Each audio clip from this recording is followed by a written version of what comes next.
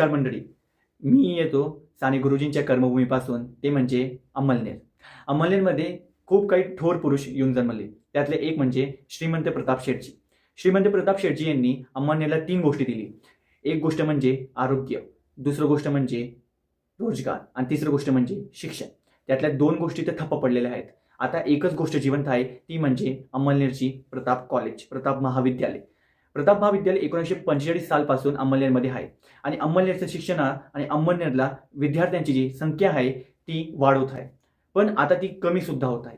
1945 पासून ही महाविद्यालय तिथं आहे, पण ही महाविद्यालयामध्ये विद्यार्थ्यांची संख्या वाढायला पाहिजे देखील, पण ती आता कमी होत आहे. याचं कारण काय? रँकिंग वाढायला पाहिजे, पण ती आता कमी होत आहे. याचं कारण काय? मी पुढे सांगतो. नमस्कार मित्रांनो, प्रताप कॉलेज हा मुद्दा का गरजेचा आहे? कारण की प्रताप कॉलेजमध्ये आता आहे इलेक्शन्स. 4 जानेवारी 2026ला चेअरमन, व्हाईस चेअरमन आणि विश्वस्त पदासाठी तिथे इलेक्शन खेळण्यात येत आहेत.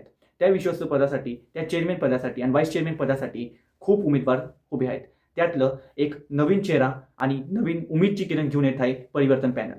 परिवर्तन पॅनल म्हणतंय की आम्ही काहीतरी परिवर्तन आणू आणि शिक्षण संस्थांमध्ये जे काही विद्यार्थ्यांची संख्या कमी होत आहे आणि डिपार्टमेंटची संख्या वाढत नाही आहे, तर तिला वाढवायचे आहे.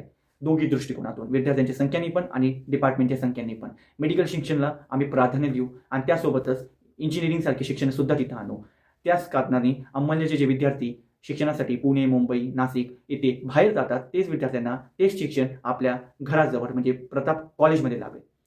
पण हे स्वप्न तेव्हाच खरं होईल मित्रांनो, ज्या दिवशी तुम्ही नीट मतदान करणार. तिथं मतदान करणारे फेलो असतात. ते फेलो हे मतदान करतात. 8 ते 10 मतदान करण्याचा एक फेलोला अधिकार असतो. एक फेलो ठरवतो की कोणते 8 लोक तिथं संचालक मंडळ म्हणून निवडतात आणि त्यात कोण चेअरमॅन म्हणतं, कोण व्हाईस चेअरमॅन म्हणतं. आणि हेच लोक ठरवतात की प्रताप कॉलेजमध्ये कोण शिक्षक येणार आणि कोण नाही येणार.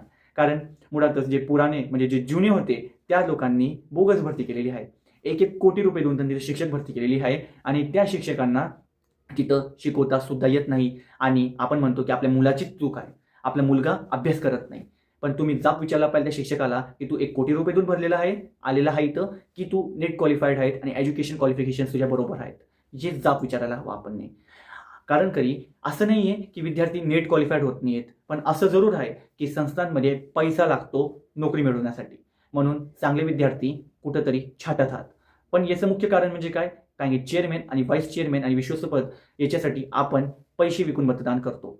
ज्याने आपल्याला पैसा खावाडलं, आपण त्याला मतदान करायला चालले जातो आणि आपल्या मुलांचं, आपल्या गावाचं भविष्य जे असतं त्याला आपण सट्ट्यावर हरवून येतो. म्हणून मी म्हणतो की येणारं मतदानमध्ये दिमाग उघडून, डोळे उघडून मतदान करा आणि परिवर्तन पॅनलला निवडा. कारण की परिवर्तन पॅनलमध्ये नवीन चेहरे दिसून येत आहेत. हेच नवीन चेहरे तुम्हाला एक नवीन आशा दाखवणार.